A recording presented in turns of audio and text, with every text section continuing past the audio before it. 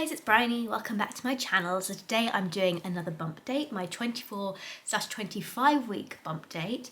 Gosh, this is going, it feels like it's going really quickly now, I'm not gonna lie. So I've been making some notes throughout the last 2 weeks on my phone. Hopefully it won't set off like a static reaction of the camera, but I'm gonna read them off and go through them. Some of the things that I've noticed particularly changed in these last 2 weeks, and any kind of previous symptoms that I've had I'll share too. So first of all, something I have noticed sadly has happened the last 2 weeks is that sometimes when I sneeze, like I'm slightly incontinent, like I dribble a little bit. And that's the first time that's ever happened to me. And I'm a bit worried. I'm like, oh my God, my pelvic floor is already struggling. We do pelvic floor exercises at the pregnancy yoga classes that I've started taking. And I do try and do them whenever I remember, but I did think that was funny because that's the first time I've noticed that symptom. It doesn't happen all the time, but some of the time I've definitely noticed that is happening. So I can only assume that is a pregnancy thing because Bubba's pushing down on it now. Another symptom that I had, which actually I had more last week than I did this week, but it was very vivid and quite unpleasant dreams. So I had a horrible dream about tearing, like before I'd even given birth. I had this dream that I'd torn and they had to stitch me up and then I had to give birth on those tears and it was terrifying. That was horrible. And I had another 2 nights, like 3 consecutive nights I remember of really unpleasant, very vivid dreams that had, were not sparked by anything I'd particularly watched or any book that I'd read. There was no rhyme or reason to them, they just happened. And whilst I am someone who does get dreams that are quite vivid from time to time, that was quite unusual for it to be like 3 days in a row. Since then, I don't think I've really had many dreams at all, but I did notice that, and I know that vivid dreams are something that can happen in pregnancy. So I thought it was interesting that I had experienced that. Bloating. Hello bloating, my old friend. Bloating is back, mainly again in the evening. So I wake up in the morning, I feel absolutely fine. And as the day goes on, I gradually notice I get more and more bloated, particularly up the top here. In fact, like by the evening, I can like feel the difference between baby and bloat. In fact, if I tap my fingers like this on my tummy, like later in the evening, you can almost hear like the hollowness of it. It's just pure bloat from gas. And further down it's like actual baby, so it's quite funny. It fortunately isn't painful now. It was very uncomfortable earlier on. It's now not painful, but it is just part of pregnancy clearly that I'm predisposed to. But yeah, bloating is a thing. And I think another thing that is not helping with this is the next thing that I'd written down, which is that I get very hungry in the evening. So during the day, like I wake up hungry in the morning for breakfast like I would normally do. Maybe I'm eating a bit more at breakfast and lunch than I typically would have done pre-pregnancy, but generally not too much more. But as the day goes on and we get to the evening, oh my goodness, I become ravenous. Like I'll have dinner, I'll have a pudding, I want a snack, I want some crisps, I want a hot chocolate, or like just a constant feeling of I need to eat, just so much in the evening, and that's so unusual for me. I mean, that's not true. Before pregnancy, I did tend to get hungrier as the day went on, but the amount of food that I'm eating now is definitely more than I have ever done before. So that's something I've really noticed, and I suspect that is not helping with bloating either. So those are all kind of the symptoms that I noticed particularly about these last 2 weeks. So something else, I had my second pregnancy yoga class, which sadly did not go as well as my first one did. I think because I have my next one tomorrow, but it was hotter the second time around and there were more people doing it and I was up in the middle of the room and I had another fainting episode where I was like, I'm going to need to sit down because I'm going to faint. So that was not very pleasant. I did speak, the yoga teacher came up to me afterwards because I just kind of sat down and rested it a bit. And she said, have you got low blood pressure? And I was like, yeah, I have. I just had that throughout pregnancy, really. Not critically low where they're like worried, but it's on the lower end, clearly enough to affect me. And she said, just be, when I was doing yoga, just try not to like raise my arms above my head with any of the moves. And there are a few things that could be adapted to that. So I'm hoping the next class goes better. I might also try and get one of the mats that's closer to the door, which is usually open with some fresh air coming in too. So I keep myself cool because I do seem to be very prone to being more faint if I get hot. So that's something I think I've got to work on. But yeah, that was not fun because the first one went pretty well and I didn't have any of that. The second one I did, and I can only assume that was partly down to the heat. On like the mental health side of things, things have been better.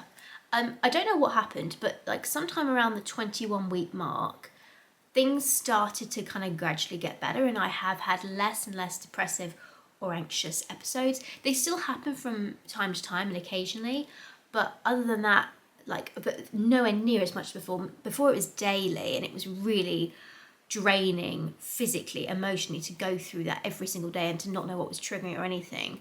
And I can only assume it's the hormones settling down or something else. But yeah, definitely feeling a lot better mentally now than I was throughout the first half of my pregnancy. I am still under the perinatal mental health team, and I will be throughout my pregnancy and post-pregnancy too, because they keep a close eye on you if you've had any problems during pregnancy. And yesterday or the day before, I had my first appointment with a psychologist, and that went quite well. I spoke to her about like what I'm feeling, etc. And she raised some interesting points with me. I don't really want to go into detail about it on here, and some of that I'm not really willing to share, but she raised some things that I'd never thought about before, and it was really good to have that and to kind of think about that and think maybe that's why I've been feeling the way I have about certain things. So that was really helpful, and I have another appointment with her in about a month's time, so hopefully that will continue too. But she also is going to chase up about getting some more kind of one-to-one therapy again for me, because I was supposed to continue that after my group pregnancy therapy stuff finished in, I think when I was 17 or 18 weeks pregnant, but it never happened, and so I've kind of not had anything one-to-one since then. So I definitely think that that would help if I could get some of that support back again. Other than that, there's not really anything else to update on. Something I have noticed is that I've had a few more of those irritable moments with pregnancy that I assume are the hormones. My mum was driving me back from visiting some family in Southampton on Sunday this week, and we needed to pick something up, and I didn't have the right cash for it, and it was like the world's biggest disaster, and then we ripped a pillowcase or something, and that was all terrible, and it just felt so overwhelming. But I could really tell that that was a pregnancy hormone thing, that was because of my hormones, not a mental health thing. I could really distinguish between the two, which I thought was interesting.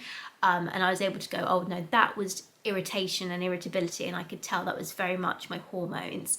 Whereas the mental health stuff I've had, that felt completely different and on another level. So it has been interesting to be able to kind of feel the differences between those two. The other thing that I did want to mention is that I've noticed that I have particularly enjoyed sort of having different therapies like massages, pregnancy massages and stuff since I've been pregnant.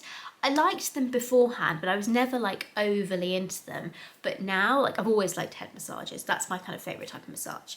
Now, however, oh my goodness, like a pregnancy massage or a head massage is so relaxing to me and so nice and pampering, and I really love having that stuff done. And my mum has very kindly put me an extra one for today, which is really great. So I've been very much enjoying like the spa trip we did a few weeks ago, and just having these occasional massages every couple of weeks or so. They have been very nice. So without further ado, I guess we better get on and do the bump shot now. So here is my belly with my top on, just like this. Still quite compact, but getting more pregnant. If I pull this up and pull my pregnancy joggers down, this is belly from the front and from the side and this side. Yep. So just quickly before I go, I did just want to say a big thank you to everyone who has sent me something from my Amazon wish list. I was really amazed by how many people, chose to pay for things. I have a whole bag of them with me, and some of them came with notes in and some of them didn't, but I did go onto the site and it can tell me who has sent what. So I'm definitely going to do a video kind of showing what I got and saying thank you to all of you. Did just want to say though, if you looked on there and you couldn't see anything you wanted to give, I have added a couple of other things since then. And I will wait a couple of weeks to do the video. So if you did want to send something and you didn't see anything the last time that you wanted to send off, then just have another quick look on it now. And there might be something there that you want to send on. So just wanted to throw it out there. Absolutely no pressure. I'm amazed that so many people have sent something. A huge thank you to that, and also a huge thank you to my very, very loyal Patreons who, bless their hearts, have been supporting me for years now. And I don't really use my Patreon page for sharing updates or anything. I just use it as an extra bit of income, ways people that support me, etc. So thank you so much to those of you who are on there. And if you would like to become a Patreon subscriber, it's always very appreciated, especially in the tough economic times we are in right now. But thank you so much for watching, guys. Do please subscribe. I will be back very soon with another video, and thanks for watching. Bye, everyone.